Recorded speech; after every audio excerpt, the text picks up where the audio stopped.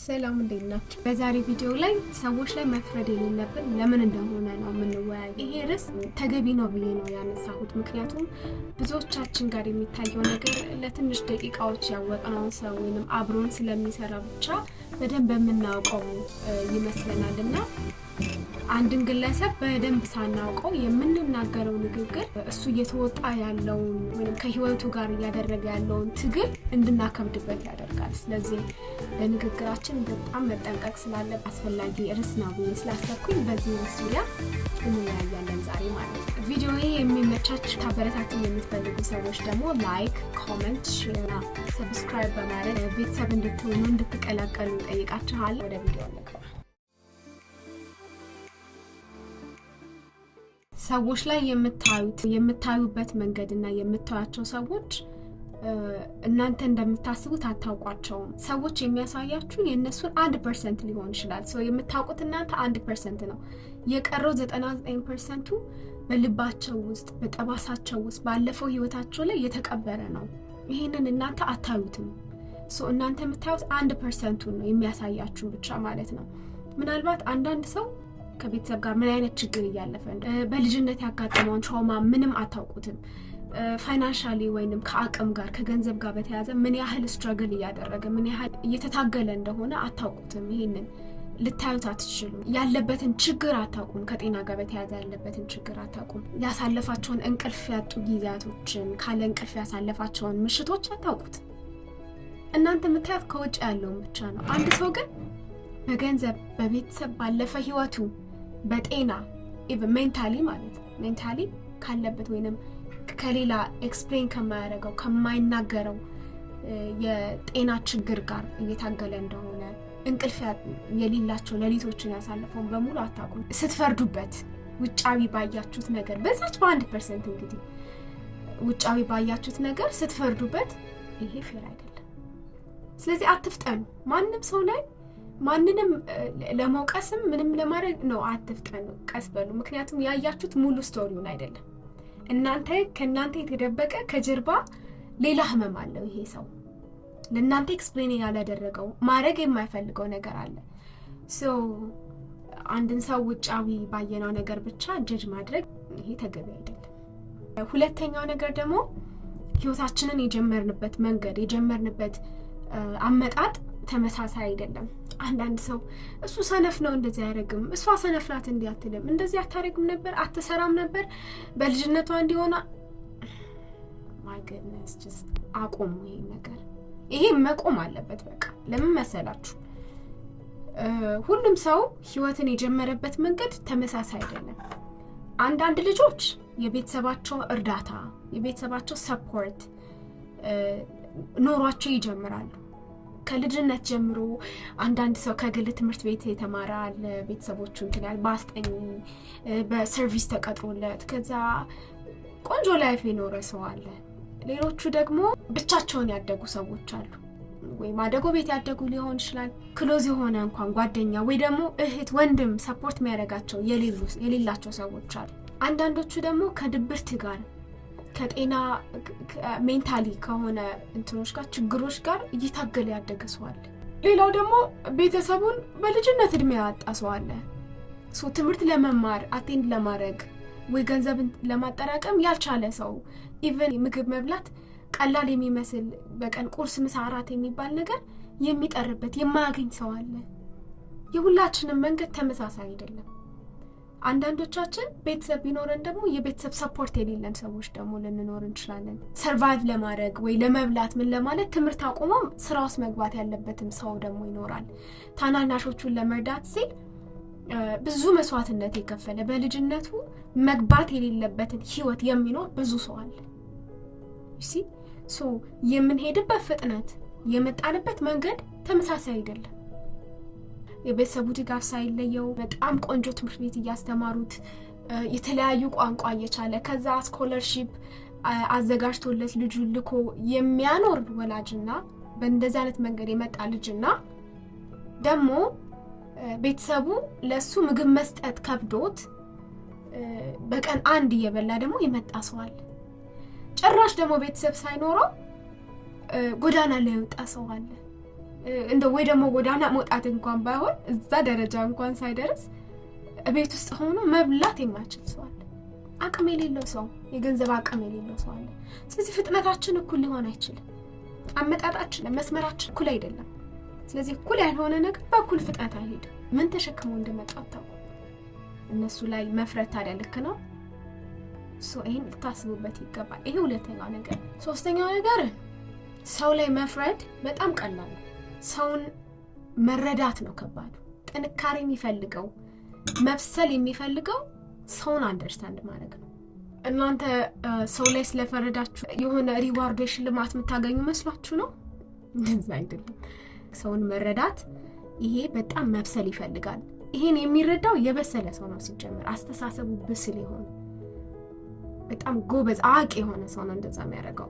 ምን ማድረግ አለባችሁ? ቁሙ ውስጥ መጀመሪያ ሞመንት ወሰዱ፣ ለራሳችሁ አስቡ። ስለሰውየው ምን አይነት ነገር ፌስ እያደረገ ነው ማሰብ። ከዛ ደግሞ ለነሱ ለዚህ ሰው መጨነቅ ስትጀምሩ፣ ለዛ ሰው ማሰብ ስትጀምሩ ጥሩ የሆነ ነገር ታደርጉላችኋላችሁ። አትሊስት አንደርስታንድ ታደርጋችኋላችሁ። ስለዚህ ቆም ብላችሁ አስቡ መጀመሪያ፣ ከዛ ተጨነቁለት ከልባችሁ። ጥሩ ነገር አድርጉ። ይሄ ሶስተኛው ነው። አራተኛው ደግሞ ሌሎችን ሰዎች ጀጅ ስታረጉ ወይንም ሌሎችን ሰዎች ይሄ ጀጅ የሚለው ቃል ማለት ነው ይጠፋብኛል። ሌሎች ሰዎች ላይ ስትፈርዱ ራሳችሁን እያጋለጣችሁ ነው የምትሄዱት። ለሚሰማችሁ ሰው እናንተ ሰው ላይ ስትፈርዱ ከሌ እኮ እንዲህ ነው ከሌ እንዲያ ነው ስትሉ ስለ እናንተ ነው የምትናገሩት። ስለ ባዶነታችሁ ነው እያወራችሁ ያላችሁት። የምትሰሩት ስራ የለም፣ ሌላ አስፈላጊ የሆነ ስራ የላችሁ። ስለ ሌላ ሰው የምታወሩት። ኢንሰኪዩር የሆነ ሰው ስለ ሰው በጣም ያወራል። በህይወቱ ደስተኛ ያልሆነ ሰው በጣም ያማርራል። በቃ ማማረር ብቻ ነው ስራው። በቃ ደስተኛ ካልሆነ ባዶ የሆነ ሰው ምንም ደህና ነገር የሌለው ኤምፕቲ የሆነ ሰው፣ ማይንዱ ባዶ የሆነ ሰው፣ ህይወቱ ባዶ የሆነ ሰው በቃ ስለ ሰው በጣም ክሪቲሳይዝ ያደርጋል። ሰዎችን በጣም ክሪቲሳይዝ ያደርጋል። በቃ ይሄ ነው ስራው፣ ይሄ ነው መለያው። ስለዚህ the more ስለ ሰው ጀጅ ባረጋችሁ፣ the more ስለዛ ሰው ባወራችሁ በፈረዳችሁ ቁጥር የሚሰማችሁ ሰው የእናንተን ባዶነት ነው የሚያየው። ብዙ አታውሩ፣ ስለ ሰው አታውሩ ሲጀመር። አምስተኛው ነገር ደግሞ ህመም አይታይም። ህመም ፊልም የምታረጉት ነገር ነው። ስለዚህ የሰውን ህመም ማየት አትችሉም። እስቲ እራሳችሁ እንዲብላችሁ ጠይቁ። አብራችሁት ከምትሰሩት ወይ ጓደኛችሁ ከሆነ ወይ ካወቃችሁት ሰው ውስጥ ማን ነው በጣም የሚወደውን ሰው ያጣው? ማን ነው ብቸኝነት እየተሰማ ያለው? ማን ነው ማታ ሳይተኛ የመጣው? ማን ነው ልቦ የተሰበረው? እና ማን ነው ደግሞ የማይናገረውን ነገር በውስጡ ይዞ ከዛ ጋር ፋይት እያደረገ ያለው? የትኛው ጓደኛችን፣ የትኛው የሥራ ባልደረባችን ነው? ይሄን ለማሰብ ሞክሩ። ከዛ ጥሩ ሁኑላችሁ። እኛ እናየው ማታ ምን አሳልፈው እንደመጡ፣ ሰሞኑን በምን አይነት ችግር ውስጥ እያለፉ እንደሆነ እኛ እናውቀው። ስለዚህ ለሁሉም ሰው ባገኘነው አጋጣሚ ጥሩ ሰዎች ብንሆን ይሻላል። ምክንያቱም የሰው ህመም አይታይም። አንዳንድ ሰዎች አክት ያደርጋሉ። በቃ እንደውም በጣም የሚስቅ ሰው እኮ ይባላል አይደል? በጣም የሚስቅ ሰው ብዙ ፔን የደበቀ ሰው ነው ይባላል። የሚስቀው ለምንድን ነው? በቃ ምርጫ የለውም።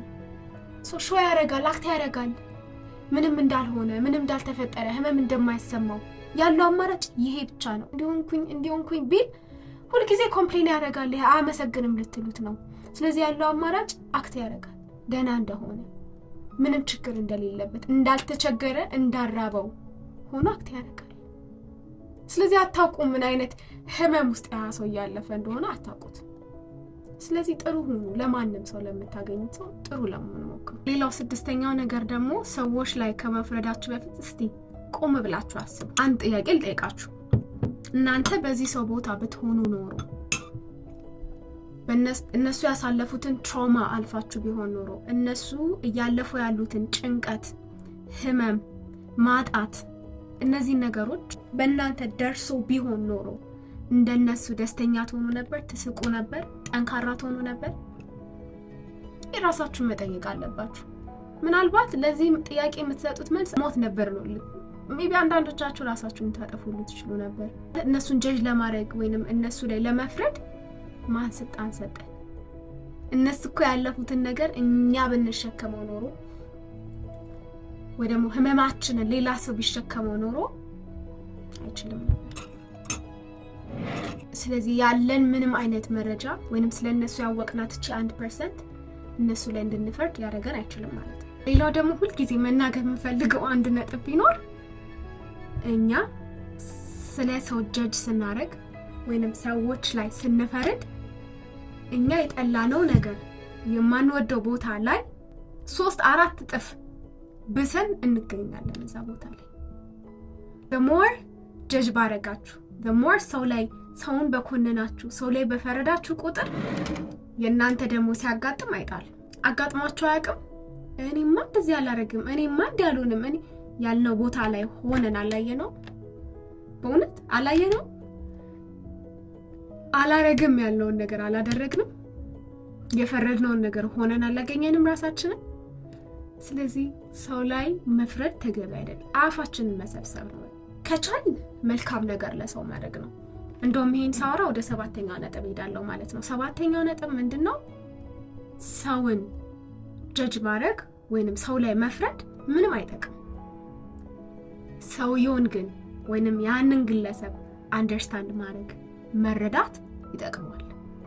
ያንን ሰው መቀየር ከፈለግን ያ ሰው ለውጥ እንዲያደርግ የምንፈልግ ከሆነ አንደርስታንድ እናድርገው፣ እንረዳው። አጋጥሟችሁ አያውቅም? እኔማ እንደዚህ አላረግም እኔማ እንዳልሆንም እኔ ያልነው ቦታ ላይ ሆነን አላየነው? በእውነት አላየነው? አላረግም ያልነውን ነገር አላደረግንም? የፈረድነውን ነገር ሆነን አላገኘንም ራሳችንን? ስለዚህ ሰው ላይ መፍረድ ተገቢ አይደለም። አፋችንን መሰብሰብ ነው። እንረዳው፣ ልቡን ይከፍትልናል። በፈረድንበት ቁጥር ግን ልቡን ይዘጋዋል። ይሄ ማለት ለመረዳት ራሱ ልቡን ዝግጁ አያደርግም። ለማንም ሰው ህመሙን አይናገርም። በቃ እንደዋጠው ሰው ሳይሆን ይኖራል ያ ሰው። ያንን ግለሰብ መርዳት ከፈለገን አንደርስታንድ እናድርገው። ሰዎችን ክሪቲሳይዝ ማድረግ ሰውን ይሰብራል፣ እንክት ነው የሚያደርገው ሰውን። መረዳት መልካም መሆንስ ሰውን ቢውልድ ያደርጋል። ስለዚህ እኛ ደግሞ መሆን የምንፈልገው ሰዎችን ቢውልድ የምናደርግ ኮንፊደንሳቸውን ቡስት የምናደርግ ምንረዳቸው ሰዎች እንጂ መሆን የምንፈልገው ሰው እንዲሸማቀቅ እንዲሰበር አርፎ ቤቱ እንዲቀመጥ እንዳይወጣ እንዳይሰራ ማድረግ አይደለም የምንፈልገው። ስለዚህ ሰው ላይ መፍረድ ሊፈይደው ነገር የለም። ሰውን አንደርስታንድ ማድረግ ወይ ደግሞ ጥሩ መሆን ግን የሰውን ህይወት ይቀይራል። የዛሬው ውይይታችን 7 ነገሮችን አንስተናል። ከነዚህ ውስጥ ወሳኝ የሚባሉ ነገሮችን ልከለስላችሁ። ሰዎች ላይ አትፍረዱ፣ ምክንያቱም ያሳለፉትን ህይወት አታውቁት፣ ታሪካቸው ምን እንደሆነ አታውቁት። ስለዚህ ሰው ላይ አትፍረዱ። ሰዎችን ጀጅ ከማድረጋችሁ በፊት ምን አይነት ፕሮብለም እያለፈ ነው፣ በምን አይነት ችግር ውስጥ ነው ያለፈው፣ ትላንት እንዴት ሆኖ ነው እንዴት አድሮ ነው የመጣው፣ ቤት ላይ ያደረው ወጥተው ውጪ ላይ አድሮ ይሆን፣ የሚበላው አጥቶ ርቦት ተኝቶ ይሆን፣ እንቅልፍ ሳይወስደው ይሆን ያደረው፣ ገንዘብ አሳስቦት ይሆን፣ ቤተሰቡ ደውሎ ባክህን ገንዘብ ላክልን ብለውት ይሆን፣ የሚወደውን ሰው በሞታቶ ይሆን፣ ልቡ ተሰብሮ ይሆን።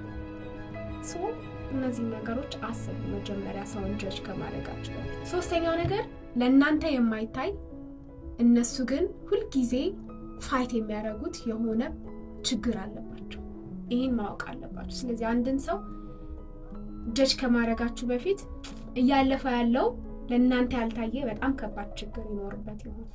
ሌላኛውና የመጨረሻ ወሳኝ ነገር ደግሞ ይሄን ቪዲዮ ስታዩ ወይንም ለሌላ ሰው ሼር ስታደርጉለት የላካችሁለትም ሰዎች ላይ መፍረድ ያቆማል ማለት ነው። ቪዲዮዬ ከተመቻችሁ ላይክ፣ ኮሜንት ልታደርጉ ለሌላ ጓደኞቻችሁ ወይም ዘመዶቻችሁ ሼር ልታደርጉላቸው እናንተም ሰብስክራይብ ልታደርጉ ትችላላችሁ። በቀጣይ ቪዲዮ ላይ እስከምንገናኝ ድረስ ባይ።